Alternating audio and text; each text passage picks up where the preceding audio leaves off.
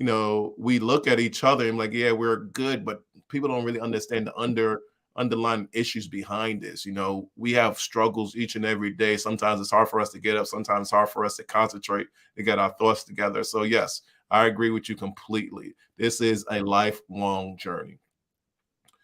Christine, let Absolutely. me ask you something though. Did Mhm. you know that there is different types of strokes out there? Not until I actually had a stroke, Mm, honestly. mm. Um, I was not aware of the different types that there was. And I never pronounced it correctly. Hold me down, Greg, where you at?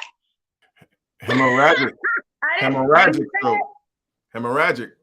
I had a hemorrhagic stroke. First of all, I'm a stroke survivor, so I have difficulty saying it. Um, However, there are different ones. My stroke was caused by my AVM rupturing and the bleeding of my brain. For us not to use too much medical terminology. So essentially, when that ruptured in my brain, it was in my left pica, all the blood that spilt out into my skull surrounding my brain essentially caused. I actually had two strokes. Um, from what I recall, when the medical personnel was speaking, I had one on on my way to the hospital, and I had one during surgery. So essentially, the reason why it's so important is that number one, a lot of people don't survive strokes. This particular type of stroke is very damaging because blood is, which some people don't know, blood is extremely poisonous to your brain, um, which can cause brain damage, did cause some brain damage. I'm sure it, for me personally, my vision was lost due to it. And I also winded up having hydrocephalus. And now I have a mechanical VP shunt. And to break that down, I have a machine in my skull, in my brain, with a tube that goes into my brain, goes down my neck, through my chest, all the way down into my stomach. So essentially, that keeps my brain from drowning. And I can actually say that keeps our brain from drowning because, Greg, you and I have creepy, similar um, instances with strokes. Do we not? Yeah, we both had an AVM in the side of our cerebellum. Yeah, I guess that is kind of creepy and kind of weird that we actually meeting each other. They say that 1% of the world's population has what we had, and to have it in the same location is kind of weird. But I want to go into more about what you was talking about. Hemorrhagic stroke. You had this brain bleed. A lot of people are familiar with a aneurysm and don't correlate that to a actual stroke. And there's a good reason why, because a lot of people are used to, and they probably don't even know the word, but they're used to what's called an ischemic stroke. That's usually when they have, clotted arteries and oxygen and blood is deprived from the brain and some brain cells die. That's what most people think about. According to research that we have done, 80%, 87% of people that have strokes are having what's called an ischemic stroke, and only 13% have a hemorrhagic stroke. I don't know if that is based off of people that survive it, because once people have aneurysm, they think they automatically die and they probably don't even check it. I don't know where the research come from, but majority of the time, people are very concerned about ischemic strokes by blood pressure and things of that nature. So, Christina, when you had your stroke, when you had your brain bleed, your hemorrhagic stroke, you said you didn't even know what a stroke was. Now, did you have any inclination that this was a life altering thing when this happened to you?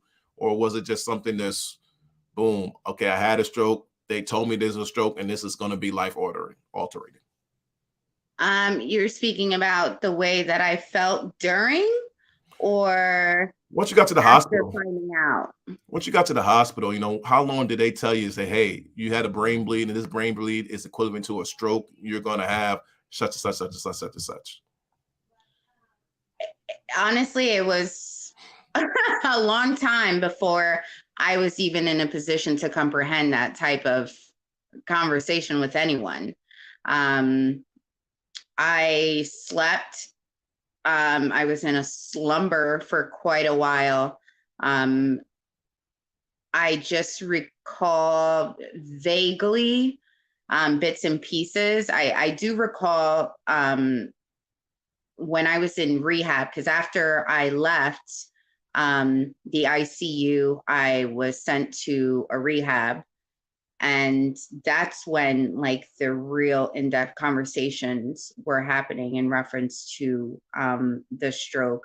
And honestly, a lot of the focus was on the actual procedure that was done for me, because it was done endovascular and I have a coiling where the AVM ruptured, and my loss of vision.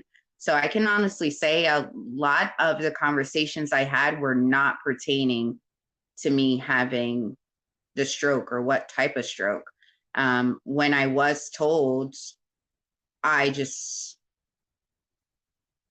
I don't know, it didn't register. It didn't register. Even with feeling my head, and as you saw in those pictures in our intro, having the tube to have the blood be taken out, none of that registered. Anything that I went through did not register until I was in rehab. So let me ask you something, Christina, because I don't know what you just told me. You just told me a lot. Did you register it I or have a not? brain Yes or injury. no? I have a brain injury. And so do you. So you're either gonna have a notepad while I'm speaking so you can keep up and connect the dots, or you're gonna ask me the question again. I speak in riddles. Hello. I didn't understand, just like I obviously didn't understand your question, hence why I talked about something else. So on to the next. How about you, Greg? No. But that's very interesting. I'm glad you brought that up, because a lot of times as stroke survivors, coming out the hospital, we don't even understand what's going on with ourselves. And especially if we No. don't have anybody there around us and they discharge, they might give us all the paperwork. They might have told us everything that's going on with us. But we get home like, yeah. Mind blown. Mind blown. I was sent Mind home with blown. CDs. I was sent home with discharge papers, all of which I still actually have, and even reading it now. And that's why I said with us, doing this podcast, I really want to make sure that you and I are very transparent with people, because and I hope that we reach more stroke survivors, that when we're reading these large medical terms, what? I need you to tell me that I had some mixed up veins in my brain and it exploded and blood went everywhere. And that's the reason why I have all these hidden disabilities. I want us to be clear about that. So, yes, I did not know what was really going on. It didn't register until, I don't know, I would say maybe a year or two afterwards, where I was comfortable to really kind of dig into what exactly happened to me. But that's exactly what I mean, Christina. Like, we don't have a clue of what's going on. So we don't want this to happen to anybody else, because if this happens to you, having a stroke, it's like restarting your brain all over again and trying to explain things, trying to understand words, trying to understand terminology, medical science. We don't get it at all. So just imagine you being, how old were you when you had your stroke? Was you 20, 21? Well, however, Christina I was, could have been. No, I was 34. you were I was 34. 34. I was 41. And when we had this stroke, I know for me, I felt like I was a 5-year-old child all over again. So you try to explain things to me, I didn't comprehend that. And like you said, for about a year or two, things were making no sense to you. Same thing At for all. me. So, that's the reason why we're trying to articulate all this information about a stroke to people. Even us as stroke survivors, we didn't really understand what it was. So it's very imperative for us to speak about this now. Because, Christina, I did this speech the other day and I asked people to raise their hand how many people know what a stroke is. And only one person in the whole crowd understood what a stroke was. So it's very imperative that we actually go out and speak to people about what a stroke is, the complications of it, if there's warning signs of it, whatever we need to do to get this information out. Because as you already know, and you probably spoke about this probably plenty of times with you in your own community, in your own household, but in worldwide, the number 5 cause of death is a stroke, and nobody knows what it is. That baffles me. How can this be so high on a cause of death and nobody knows what it is? We need to really have more ambassadors out there to speak on it so they can understand, or so people can understand what it is that we're trying to help people to not get into their life, because this is a very preventable disease. Unfortunately, what me and Christina went through, we was conceived with it, but a lot of times, we're going to talk about the different types of ways that you can cause your body to have a stroke. But most of these things that are actually happening to us is preventable. And that is the major thing that we need to be very, very diligent to talk to people about, Christina. So, Christina, I know I just said a mouthful there. Uh, You good? so, when we're talking about this, you said there was the hemorrhagic stroke, and there was called an ischemic stroke. Have you ever heard of the terminology called a TIA, a transient ischemic attack? No, I'm from Jacksonville, Florida. I know what a TIA bank is. I believe that's where the Jags play. But no, I have not. So a TIA, a transient ischemic attack, is a mini stroke. It's basically the same thing as an ischemic stroke, but it doesn't last for long. So it's like the early indicator to tell you that a stroke is coming up. Mm. It's going to happen to you sooner or later. So what do I mean by that? Let's really break this down. Let's have this conversation right now. An ischemic stroke, like we was talking about earlier, you can have an ischemic stroke because your carotid artery is clogged, and then some part of a plaque comes out of it and goes up further into your brain and clogs up the artery into the brain, so no blood or oxygen can get through it. So a TIA is a smaller one that it will get clogged and then it will dislodge and open back up. So your symptoms or your ailments won't be as bad as a massive stroke. So that's why they have what's called a mini stroke and what's called a massive stroke. So if you have this TIA, a lot of people will have this mini stroke and say, you know what, I'm gonna go to my doctor and might not even talk about it no more and just forget about it and go about their business. But this is a warning sign that something's happening to your body. You should do something about this instead of ignoring it. Now, I want to hear about your story a little bit, Christine, because you was telling me about this offline, and I'm very curious because I hear, and I'm sorry, I do a lot of interviews, and I interviewed you before, but a lot of people have the same type of story that you had. You said something that when you had your brain rupture, your aneurysm or AVM rupture, they sent you home, and it was about a week later. Then you went back. Can you talk about that a little bit more and tell me, tell the people how important it is for us to be at the hospital, at the right hospital, to get the medical attention that we need? At this point, at the right state. But for me, I had what they called a slow leak.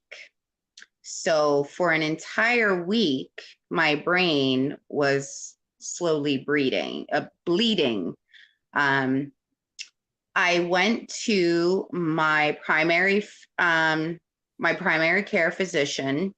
My blood pressure was through the roof, through the roof. And I will take into account that during this time, I was a smoker. I did drink. So all those things obviously also play into something that initially I already had in my brain.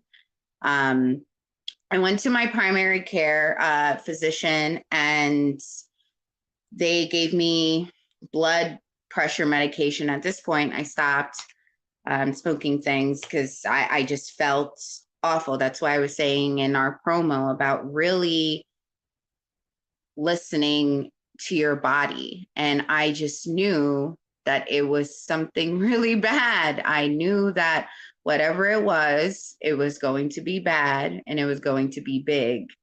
I was sent home with additional, a higher dosage of blood pressure medication. And then 3 days later, I drove myself to the emergency room.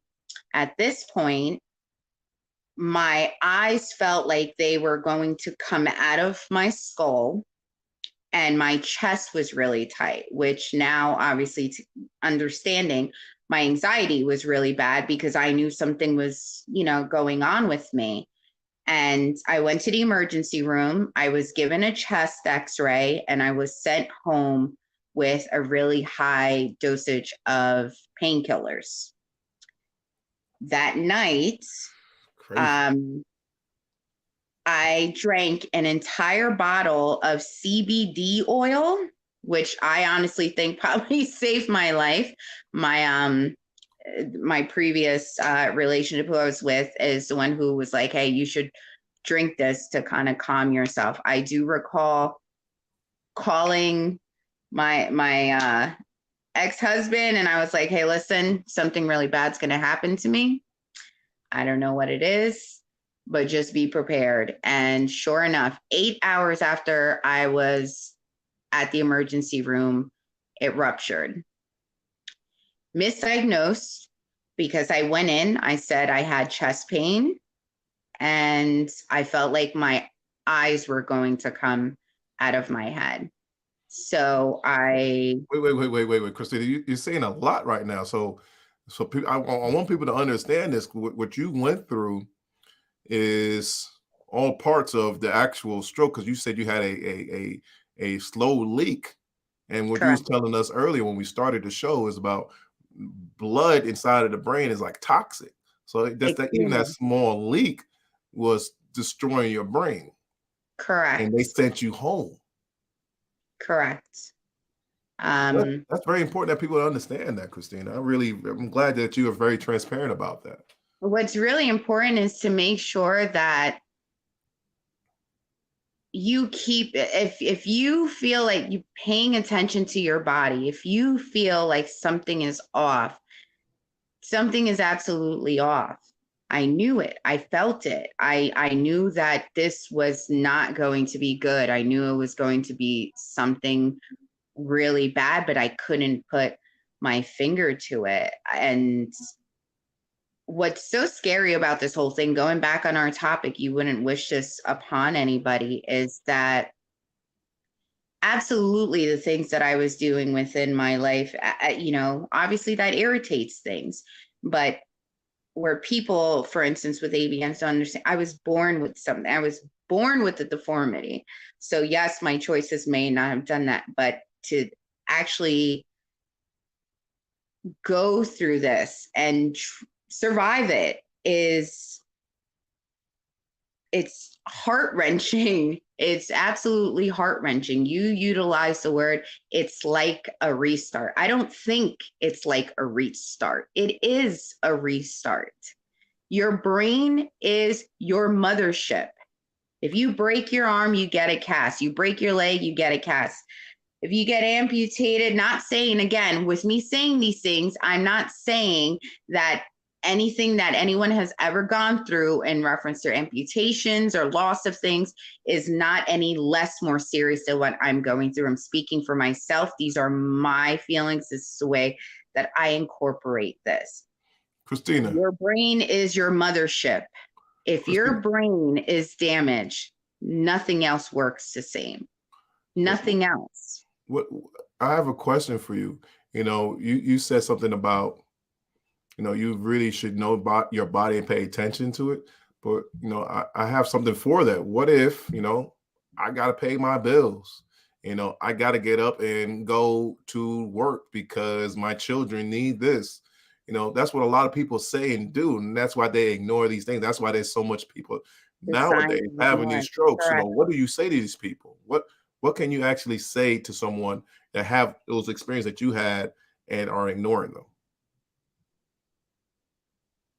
Everything else can be bought again. All these things are replaceable. Your life is not. And sometimes I know that sounds so cliche, but you don't realize it until you're that close to losing it and Mhm. have lost. I mean, I do feel like I lost a life. I feel like I'm on my second one, right? I refer to myself as Christina 2.0. And yes, I am extremely grateful, utterly grateful to be able to even have this conversation with you about this. But if you're able to, the other thing is medical care. A lot of people don't go because they don't have insurance. They don't want a medical bill. Those medical bills that you'll get in the mail, those calls will never amount to you not being able to see your family again, will not amount to you not seeing your children again. All those other things are replaceable. But I'm gonna play devil advocate with you, Christina. But you know what? of course you are. Christina, Greg, you guys look great. You guys went through a stroke and you're fabulous. You guys look perfect. I think I could manage it. What do you say to that? I would say I wouldn't wish this on my worst enemy. Yeah, And it's yeah, that thank simple. you. I People do don't look understand fabulous. what we mean by that. Oh, we have a comment from one of our audience members. Destiny's asking us a question. Was this probably the worst feeling or pain you ever felt? I'll let you go first. I felt that peace. I felt no pain. Really? I didn't feel any pain. The Really? worst pain I felt was getting a lumbar puncture. Really? You didn't feel any pain at all? I didn't feel any pain at all. I mean, besides the pressure, again, the pressure behind my eyes, but even with the rupture felt like it was water trickling down my body. And the little bit when I started vomiting, um, I just, I didn't, I felt peaceful. I felt really at peace. I didn't feel pain. I had a complete opposite of feeling. Oh, Um, complete opposite. I knew I was having an aneurysm rupture because I had a friend that survived one. He had one in 2004. It was my best friend, and he had one in 2004, and he died from it. No, he didn't die from it. He died 6 years later from a heart attack. That's something important that we need to bring out as well too. But he told me it was the worst headache that he ever had in his life. It woke him out of his sleep. So I was having the same type of headache when I was driving. And that was the only reason why I was like, you know what, this is serious. I need to get medical attention. I was talking to my mother on the phone. She told me to call 911. I believed her. If I was talking to anybody else, any one of my friends, I would have kept on driving and probably would have crashed and died. But my friend told me, this is the worst thing ever. This is how you know you have an aneurysm. That's destiny. That's how, for me, I felt like it was the worst pain ever. But I do agree with Christina about it was peaceful. It was not something that you look in the movie like, oh man, this sucks. I'm about to die. It wasn't like that. It was completely calm. It was like welcoming that I was actually transitioning to another place that was not in its physical form anymore. And I was happy with that. Was that what you meant by you was okay with it, Christina? no, yes, about after the rupture, but like you, I had for that entire week neck stiffness and a headache. The headache was coming from the pressure from my eyes. What I was referring to as far as peace is that when the actual rupture happened, I actually went down 2 flights of stairs, and I remember being on all fours and vomiting, and telling Maria, thank you, who saved my life, to call 911 that I was dying. I knew I was dying. And as soon as after I said that, I didn't feel anything. But that entire week prior, the neck stiffness, the headache, which that's the reason why it was very difficult for me to sleep. But once the actual rupture happened, which is what I thought you were speaking about when you asked me, it didn't hurt. And I see that Michelle stated hers was painless as well. So I don't know, Greg, I guess you're not part of the painless crew. No, man, I went through the excruciating pain that felt like it was like a jackhammer in my head. It was rough. Wow, I'm pretty surprised by that. That you two had brain bleeds and didn't feel anything at all. That's amazing. During the rupture, the week prior and when it ruptured, I felt it. But once I fell down the stairs and got on off, I was like on fours vomiting. I don't remember feeling anything. I just knew I had enough in me to say, call 911, I'm dying. And then I didn't remember anything after that until like weeks and weeks after. So that's interesting, Christina. You just brought something very interesting to me, and there is a acronym going around. It's called FAST, Mhm. FAST, and that's basically a way for you to know that you're having a stroke. And do you want to break it down, or you would like me to break it down? You should break it I can down. break it down.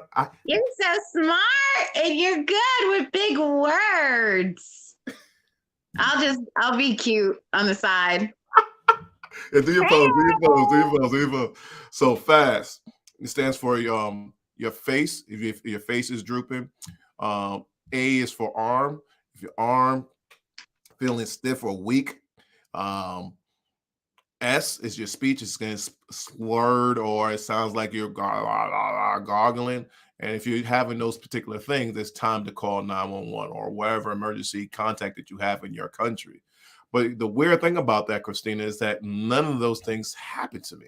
My face wasn't drooping. My arm was not weak. My speech was not slurred.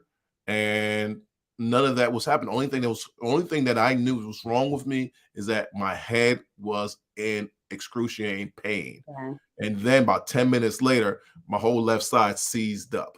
It felt like I was having a heart attack. So I don't know. Fast is a good way, a barometer to find out, but there's a lot more other things. Christina said she fell over and she was vomiting. So a lot of people get nauseous, dizziness. What else kind of things that you can actually say to someone that, I they might be felt having a that stroke? I could hear my and I'm sure that's because my blood pressure. I could hear my heart in my ears. It's so difficult to explain, but when I say that I literally could hear my blood pumping in my heart, I could hear the womp womp womp womp, like clear, like it was just so loud. And then of course your blood pressure, and they say the pressure behind your eyes, which essentially means there was obviously blood being mixed into the cerebral fluid, which was irritating um, my vision. They say vision, right? Blurred vision, double vision. Hmm. um, I don't remember having double vision prior. I don't believe I did.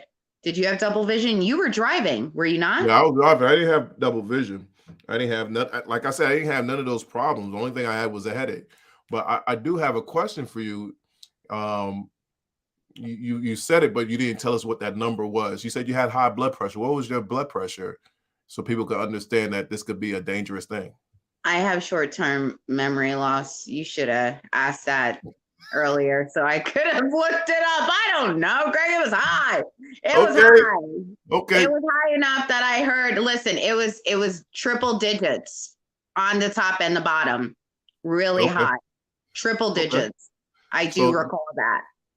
So that's a good segue for talking about different causes that we actually know that can actually start or actually put you on the road of having a stroke. I know for me, when I had my stroke, I wanted someone to take over my trucking business. And this guy said he would take it over. And then he was like, hey, I have a high blood pressure and no, I know how to rig the system and I could be able to pass the DOT inspection. I'm like, nah, dude, you need to really get that checked because I don't want you to have a stroke either. And about 6 months later, he had a massive stroke. So, people don't really like, that's why I'm asking you these questions. That's why I'm saying these things to you, Christina, because people don't really see the significance of their body telling them something. They just think they could pass along and, okay, this is be cool. But people don't really realize that until about 90% of your body is completely wasted. That's when people say, you know what, I'm good.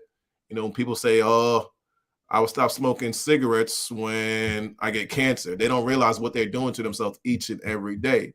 Now, I used to smoke and I stopped. I stopped drinking. I have a problem with food. Now, that's my issue, is food.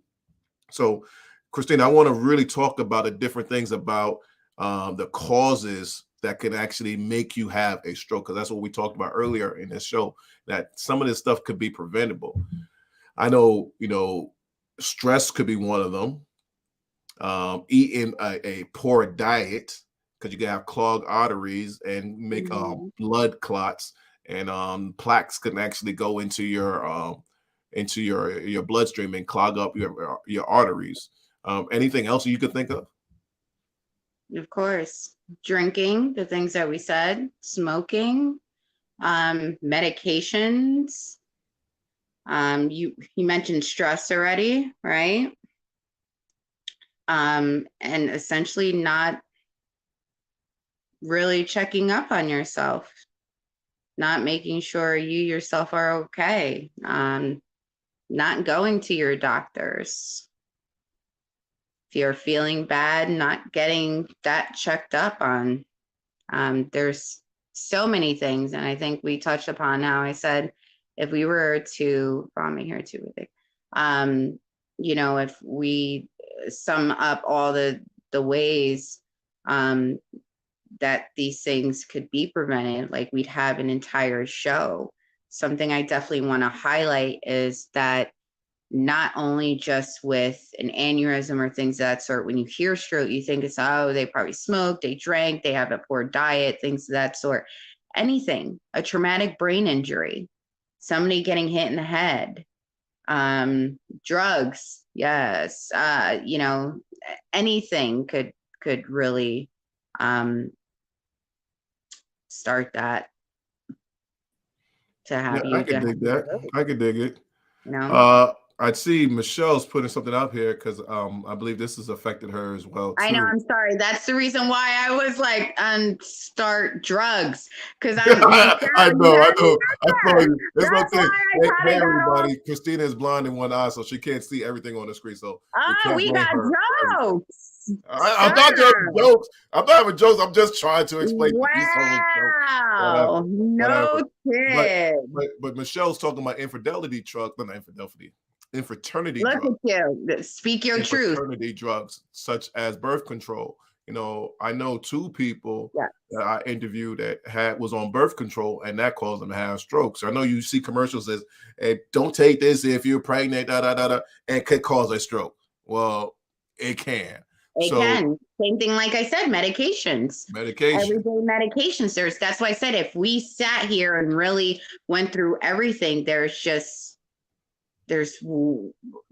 much. Way too We much. don't have that much time. Way too much. And that's where we Way have to too be very careful and mindful of things because, like Christina says, your body. I don't know if people have driven the cars, but if you drive and it's called what's called redlining, you just revving the engine too high, and the car will keep on running. But all of a sudden, if you redline too long, the car will just shut down, and you can't start it back up. That's the same thing with a stroke.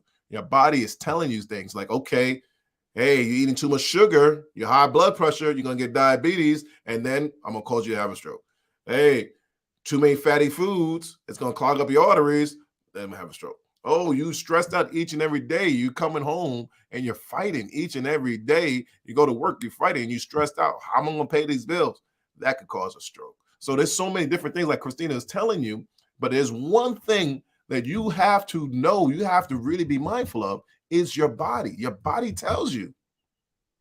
I don't know if people really realize that or not, but Christina and I have been talking about this a lot, just understanding our bodies even after our stroke. We were more in tune of what our bodies is telling us that we probably ignored before. And what we're telling you is that after this has happened and all the pains that we have after the stroke, we don't want this to happen to anybody else. So we're telling you, as two stroke survivors, we're not medical professionals, but we have our PhD in stroke surviving. That's right. We're telling you we don't want this to happen to you. And the one thing that we know that we are advising you to be mindful of is listen to your body. If your body is telling you, oh, I have pains because I do this each and every day and it hurts, stop doing that. Stop finding excuses. Preach. Stop finding excuses. Stop thinking about the bills of it, of again, healthcare is huge. Healthcare, not having insurance and things of that sort is huge. Yes, we're speaking in reference of being a young stroke survivor. So I can honestly say even, I know people in their 30s and 40s that don't have health insurance, that have businesses with no health insurance, that have, work jobs, have businesses of their own with no health insurance. And that is so dangerous because usually when something is going on with your body, you're not listening because in the back of your head, you're thinking what? You're thinking cost. And what I know Greg would agree on is that the cost of your life is nothing in comparison to a hospital bill that you could possibly get charity care for. You're not going to get charity care for a new life. They don't have that I know of. And nobody cares, Christina. Nobody, honestly, nobody cares that you're a stroke survivor. After a few years, they think everything is passed on and you can move on, but you still have those same problems. You still have those same issues. Nobody cares. So who doesn't care? Majority of people don't care. You might have friends that say, hey, how you doing? And check up on you, but they have their own life to live. They don't care about your individual life, your ins and out each and every day. As do we. We have our own life to live too. But that's what I'm saying. Somebody doesn't care, you care. But that's what I'm saying. We have to be more mindful of ourselves. We can't just be all gung-ho for someone else. If we're not gung-ho for ourselves and we're not paying attention to ourselves and we're doing it because, hey, I want to be there for everybody else, but not for ourselves, what is that doing? Nobody really cares how we live each and every day except ourselves. And if we're not taking care of ourselves, who will? If you find a good person, somebody may be concerned about you. Somebody may want to, why are you smiling? Because you're saying a good person. Am I that good person, or are you talking about somebody else? You don't bring me snacks. I mean, you ain't bring me no snacks. You don't have an alarm on your phone to tell me to take my medication. Right. You don't walk the dogs when I'm tired. No. Just in general, I feel that I agree with you to a sense, but I also think that that's too much energy for me. If I really feel that I'm not getting that from the person, then going back to our first episode, like my tribe, your tribe, and your tribe does care about you, because just like a tribe, you have the people who get the food, you have the people who build, you have the people who cook. Not everyone's job is to give that extra attention to you. I want no one to feel sorry for me, but I want you to give me that respect, and that's it. I don't need the love. I don't need, just the respect, even the respect, honestly, of not dealing with me. If you really don't care, as you just said, that you don't care, I'd rather you not even deal with me. I think that's enough. Do you not? Yeah, I think we're going to different angles with that, but okay. Well, I don't know. You really got to me when you're like, nobody cares. I'm like, who don't care? My tribe cares. Your My tribe tribe does cares if I care, eat. but honestly, I'm gonna ask you this simple question: who cares if you take a bathroom break every day? My girlfriend. Okay, you got somebody there. Who cares if you brush your teeth every day? That has your morning coffee and it has the right amount of cream and sugar in it. I don't do sugar. I drink my coffee black, but I do that. But I you do. see, but Mhm. that's what you do. You're in and out. Some people can't do those things, and some people out there will need someone to give a complete attention to each and every second of the day.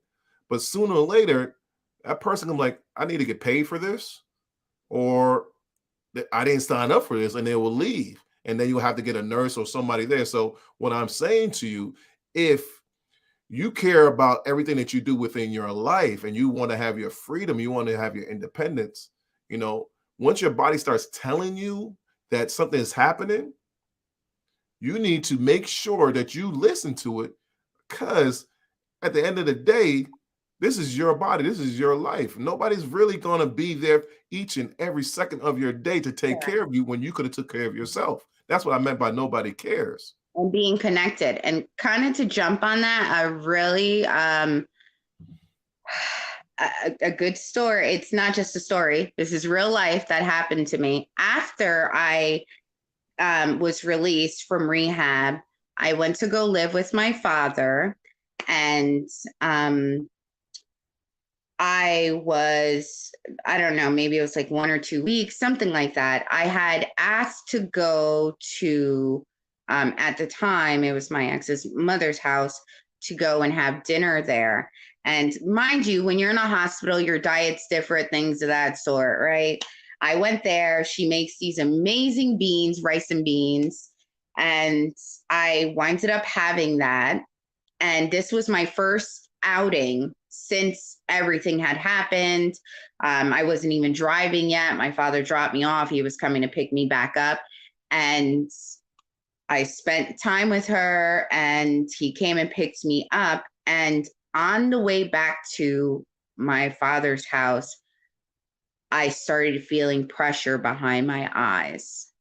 And automatically PTSD hopped in, and I'm like, oh my God, it's about to happen again. And my father's reaction was, you should have never ate those beans. They were too salty. Now this is like, he really thought that something, like, it was because of what I ate. And of course, I say this and I bring this story up because as upset as he was that I had eaten Puerto Rican food and the salt, because again, my diet completely changed after everything. So he's in his mind thinking, oh my God, you eat beans and now something's wrong with you.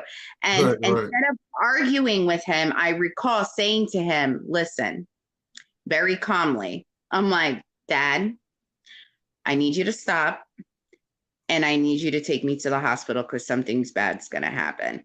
And I know it was his fear, like, oh my God, but automatically in his head, it was what I was eating, my diet, that I had a bowl of beans for the first time after this whole thing. And these beans apparently set me off. We passed 2 hospitals, and I asked him to take me back to the exact hospital where my neurosurgeon who performed my endovascular to coil my AVM. We go there, I get a lumbar puncture. 3 hours later, I'm in a room, and they're like, you're going in for another brain surgery. You have hydrocephalus. Hmm. So I know you mentioned for you that you winded up with the damage, that you did get hydrocephalus. Was your shunt put in while you were already in the hospital? Yeah, that's a long story. So no, Okay, I didn't go home. I had you my didn't. craniotomy when I came back to Atlanta, but I had my shunt put in. I didn't even know it was being put in. My ex-wife put it in and didn't consult anybody in my family. I didn't know why I got it. It was pretty interesting, but that's neither here or there. So yeah, I had what, about 4 or 5 different brain surgeries in the course of 4 months. But this is very interesting that you're saying all this, and that really brought something to me, Christina, that we had to be our own, I guess, caregivers, knowledge people, because everybody around us probably didn't understand what was going on with us. And I just want to bring this to you guys' attention that Christina and I both had our strokes in 2017, so we're a little bit out of that window. But in the first 5 years, there's a high percentage of people repeating having a stroke that could Yeah. even be fatal. I think it's like 48% of the people that have a stroke, only 48% of them survive and don't have another stroke. Um, so I don't know about you, Christina, but I have met a lot of people that are no longer with us because they had another stroke. Um, so it's very imperative that we have to take care of ourselves even now, because our life expectancy is different. It's shortened. It's hard to say, but it's just the reality of what's happening to us. Right. Uh, but when you had those type of issues and it felt the same exact way, it scared the living daylights out of you. I know I had the same thing too.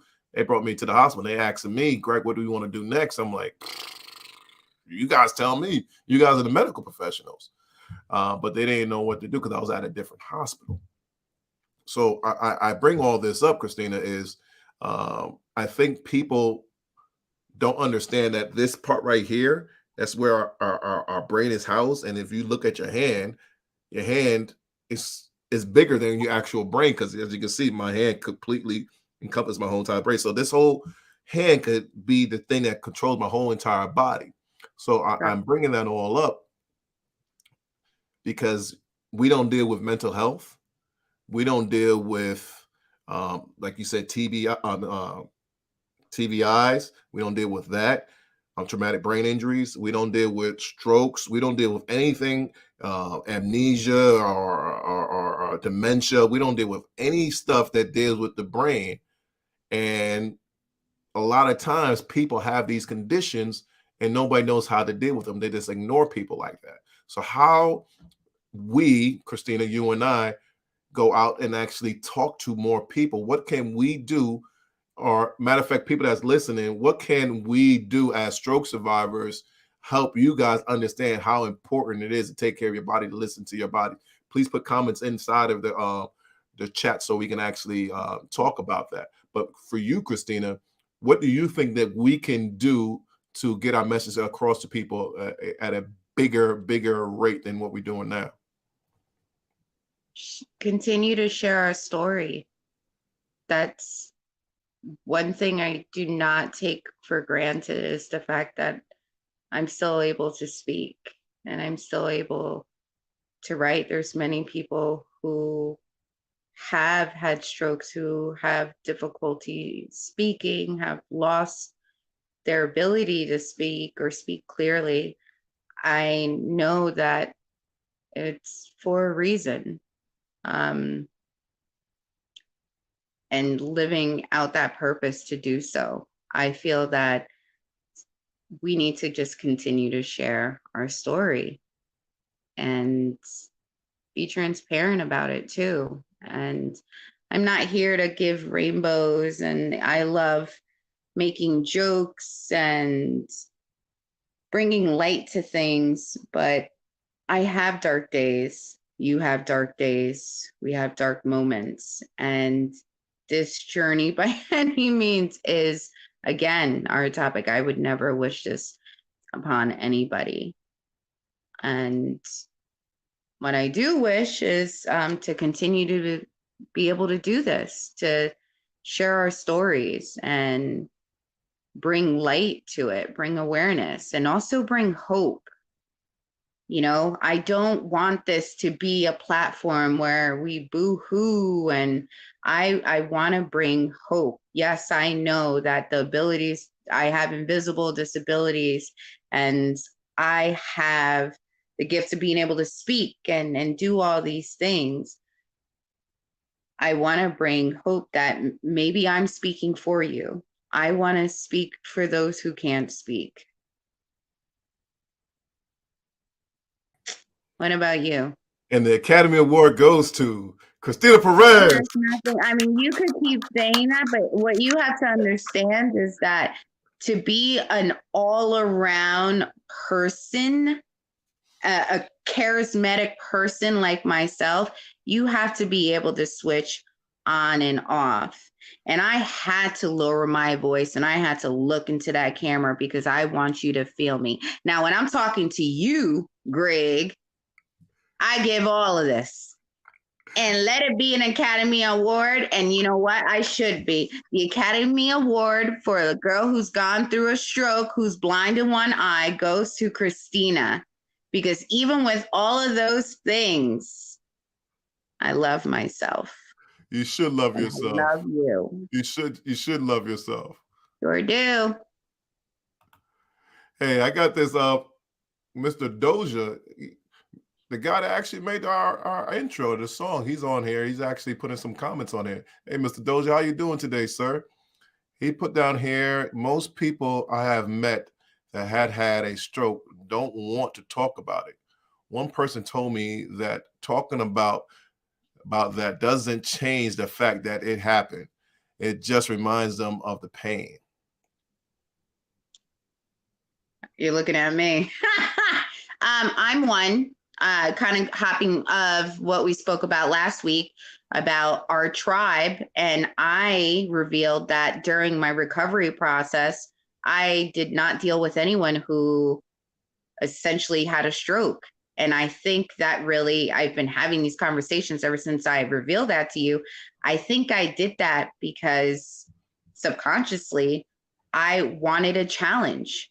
I mean, you even said to me the other day, you're like, I really can't get over the fact that you went through recovery and you weren't connected with anyone who had a stroke. Like, how did you do that? Nobody could relate to you. And I feel like I didn't want anyone to relate to me. Going to what Mr. Dosha said, I didn't want you to relate to me. I wanted you to challenge me. And I feel that if me personally, my personality, I needed that. I needed that to be where I am right now. So I would be in agreement. I was absolutely one of those people that did not talk about having a stroke. I didn't seek out people to talk about strokes. I didn't want to know how you had a stroke. So I would be in agreement. Yes, it doesn't change the fact, but for me, it was going to change my path of recovery for me personally. Yeah, I think there's layers to this stuff, Christina. And Just take the top. what'd you just say? Just take the top layer. Okay, Just the whatever. top. Don't get But all deep. yeah, but I'm gonna stay at the top layer. But I really think there's layers to this, Christina. I think that people want to are natural hiders. They want to go into their own shell. They want to do things their own way. And I was the same exact way too. But then I realized I don't have to. I'm not less of a person because I'm speaking on this. And only for me, I'm not speaking for you, Christina, but for me, I always say this: scared people lie and hold back who they are. I'm not scared of anything no more. I seen death. I know what it's like to almost die. I know what it is when it's ready to transition. I know what that feeling is like. So I'm not scared of death anymore. So being scared of that pain and reliving that pain, if I can't go through that trauma and articulate that trauma to other people so they can live, I'm being selfish. I want other people to live. This is how I think inside of my mind. I'm not saying that anybody else is not doing it is wrong. I'm just saying for me, this is how I got through that. And once I did that, I started opening up. People came up to me and say, Greg, thank you for showing me another way. Thank you for telling me about your story, telling me how you lost everything and you came back and you're doing this stuff for your girls, that you're giving these caregiver baskets, that you're doing these interviews, whatever. All these things help other people out. So that's when I started realizing, like, oh, there's people that died from this. There's little children that I've seen pictures of that died from this, that didn't make it. And now I have made it, I have an opportunity to share what I know to the world, I'm going to do that. I'm not going to hold this back anymore. Mr. Doja is talking again, Christina, talking Well, about it helped me understand what I was going through and how it would affect those around me. Making the song just another day starts conversations and cause people to ask questions. Absolutely. So, Mr. Doja, if you guys don't know, he's an underground rapper out of California, and he made our intro song. He had a stroke, and it seems like he said he had his stroke the same year that me and Christina have it. But he wants to make sure through his music that people understand what it is to have a stroke and not be embarrassed or ashamed by it. You come out because it is helpful for yourself and also for other people. You know, can you talk about more, Christina, once you said, you know what, I'm done holding this stuff in, I'm going to give it out? How did you feel when you did that? well, I did not feel, and I can say I'm not going to feel, I did not choose to not ask questions or tell my story because, and not saying that that's what you were thinking. I'm jumping back on what you mentioned. I wasn't scared. I wasn't ashamed. Um, I am very much, when it comes to my emotions, a very introverted person. And I can honestly say that I healed myself. I did that. I didn't do that by healing other people. I've always been a healer. I've always been a giver. And at this point, I had to heal myself fully. And I didn't have anything to give to people. I didn't have that charisma.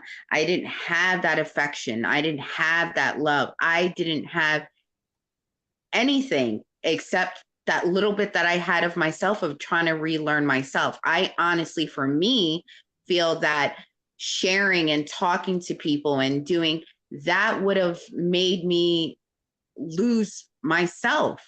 I was so into this deep hole of like, oh my God, I died and came back, and reflecting on my life. I don't feel like, for me personally, sharing it and reaching out to people who've experienced it, that would have essentially helped me. I feel that the reason I'm able to do this now with you, and the reason why I'm able to be so open now and to give more, is because I took care of myself first. And that even includes sharing those things, those stories that people talk about and share. I did that with myself, and I needed that for me personally, the type person that I am. I don't recommend that for everybody. People need to speak, like you said, you felt liberated almost doing that. I feel that now, but there's no way that I would be doing this with you right now if I would have went a different route. I feel like that journey I went through alone was the journey I needed to be able to share it with you and with everyone. Fair enough. Fair enough. So we have another question from Destiny. It says, did you feel yourself transitioning? That's a very interesting question. Do you want to answer that, Christina, or you want me to go first? You go first. Uh, feel myself transitioning. I'm not really sure what that actually means. Because some people say you go into heaven, some people saying whatever it is. I don't know what you're actually asking me when you say transitioning. I did feel that it was okay to die. I didn't know what was going to happen after I did that, but it was comforting to die. It was very easy to die. It was hard for me to live. But to see another place, I can't really answer that. I know for me, I guess you could say that, I could smell things that wasn't in my car anymore. I could smell the things that was in my car a week ago. My senses were heightened. The sky was a different color blue and the grass was greener for me. I saw those things as like, I can't really, I don't know if I was hallucinating or if it was actually reality that everything was transforming to something else. Is that the transitioning that you're talking about? I don't know. I can't answer that. I just know for what I felt, it was easy to die. And the only thing that kept me alive was my daughters and the thought of my daughters, seeing my daughters graduate from high school, get married, have children, whatever. Those are the things that kept me on this physical plane right now. Do you want to add to that or talk about that? So am I transitioning as in letting go? No, when you had your stroke, did you feel yourself that you was going to die and you was transitioning to, Yes, I guess, a I more said it. spiritual place? I said it. I knew I was dying. Um, I felt it. Um, I did not see any green peacefulness. It's really beautiful that you actually got to experience that. It was completely black for me. I didn't see anything, but I could feel. I felt my grandmother, who I'd never met, my Mhm. mother's mother. Look, all my hairs are sticking up now talking about it. I felt the mother of two of my close friends who are like sisters to me who passed of a stroke. I felt her. I felt the spirit of um, my sister-in-law. I felt women, and I was okay. I remember feeling like I'm okay. I want to go, and like I don't want to feel this, and feeling being pushed back, and like it's not time. So as far as transitioning, absolutely. I know that I let go, but I was pushed back. Yeah. I didn't see a white light or a white tunnel. Yeah, me either. Um, I didn't hear birds chirping or anything of that sort. It was very, very dark. And I just remember feeling at peace, but also feeling these women that have been in my life who have transitioned over, and feel all my hairs are sticking up right now, and feeling these women. Like it's not yet. So your ancestors talk to you, huh? All my hairs are sticking up right now, freaking out. Yes. It I was can dig it. that made me so much more spiritual. And that's why it's, again, listening and being very in tune with yourself, and being in tune with those things around you, energies and things of that sort. All of that, it was really um, eye opening, but it was real, and I felt it, and nobody can tell me any different. I know what I felt. You know what, Yeah. Christina? That's the only thing that I wish people could actually experience. Not the stroke, not about to die, but the awakening, like you just talked about. I feel that I'm on this earth right now in this physical form, but like before my stroke, I was 95% physical and 5% spiritual. Now I'm like 90% spiritual and 10% physical. It's like a completely different way of looking at things. Life is completely different for me now. Completely That's the different. only thing I wish people could actually experience. What about you? Absolutely. Um, I am 99.9% spiritual. Anyone who knows me knows I'm on it. And I feel that I've developed gifts. I've always been very intuitive. I definitely get that from my mother. I'm very empathetic. I'm very good at picking up on energies, unless I'm a little tired or things of that sort. But other than that, I would absolutely agree.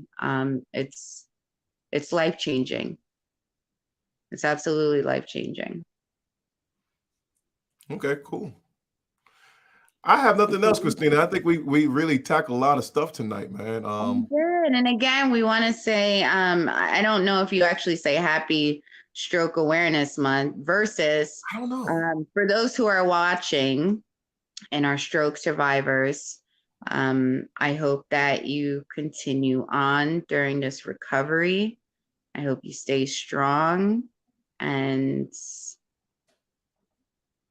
Greg, that's a question for you. I guess And so. Greg's gonna Do I answer feel your closer to God question. now? I And feel then more I'll wrap spiritual. it up. I feel more. Yeah, I was going to wrap it up, but I guess Blossom Right asking the question: do I feel more closer to God now? Yeah, but it's completely different. It's not what I thought it was going to be. You know, I used to pray a lot. I used to preach a lot, and now when I was about to, I guess, die, I prayed to God. I said, "Don't let me die yet. I got some more to teach my daughters." And I heard clear as day, "Okay, you got some more time." I never heard God's voice before until that particular time. So all the things that I used to do before was, to me, completely off until I actually had that actual moment. And when that moment happened, my whole concept of God and everything about God completely changed because I heard his voice. So, like you said, nobody could tell you differently now, Christina. I feel the same way. I am way beyond what people see and hear and think that religion and God is about now. I'm way beyond that. Same. You're I welcome. am very much closer and more connected into the universe. I was in a galaxy with stars. With that being said, we want to thank you guys for tuning in. Thank you for engaging in the comments. Make sure you go ahead and follow and like and turn on notifications for you guys are throwing me off. Listen, Greg said it earlier, I have one eye. We got to keep one thing on the screen at a time. So here we go. Make sure you guys go follow, like, and turn on your notifications to why your teens have a stroke. There's our handles there. And next Wednesday, make sure that you guys are tuning in. It's going to be a great show. We're going to touch upon our caregivers, not necessarily our caregivers who just essentially completely take care of us. For me personally, I'm going to share my special person in my life, and it'll be nice to hear from someone else's point of view some of the things they have to endure, essentially being with somebody who had a stroke. Other than that, Greg, where are you at? To say to you, I have nothing to actually bring to the show anymore. You close it out, sister. I seriously, guys, thank you so much for joining us, and I really appreciate each and every one of you guys. This is a baby of Christina and I. We just want to make sure that people understand what it is to have a stroke, because we don't want none of you guys to go through this. Everybody on the show, we love you guys, and we want you to be in perfect health. If you can avoid certain things in life like stress, processed foods, drinking, smoking, anything that can actually harper your health, please get some help and help yourself and listen to your body. And Christina, as always, thank you. I love you. And I really appreciate you coming on here with me and talking with me and tolerating me for an hour and a half. You're more than welcome. And turn those scars into stars. I've been waiting all night to say that. No, she got a closer. She has a closer, and I got to find one too. All right, sister. Bye. Until next week. I'll talk to you later. Bye, everybody. Love you guys.